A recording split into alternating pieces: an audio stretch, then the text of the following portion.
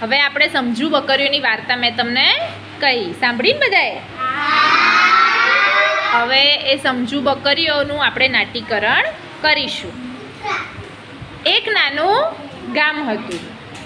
ગામ પાસે એક નદી હતી. નદી કેવી હતી? ઊંડી અને સાંકડી હતી.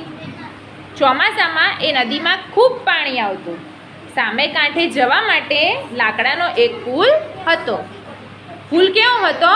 સાંકડો હતો અને પુલને કઠેડો હતો નહીં. એના પરથી ખૂબ સાચવીને જવું પડતું.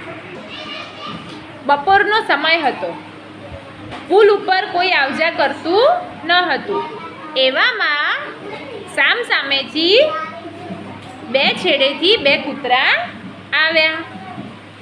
બંને એકબીજા સામે ગુરક્યા કરવા લાગ્યા. બંને સામે ભસવા લાગ્યા.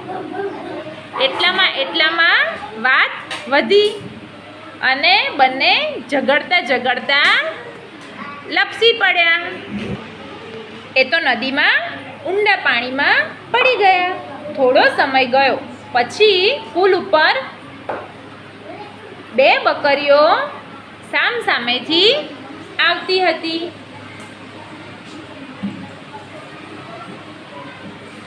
બંને બકરીઓ વચ્ચે ભેગી થઈ.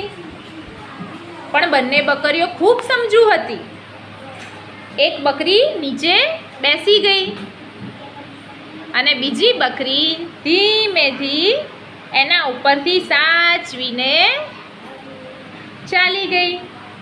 હવે જેવી બકરી ગઈ, બીજી બકરી ઊભી થઈ અને પુલ ઉપરથી જતી રહી. કેવી સમજદાર બકરીઓ!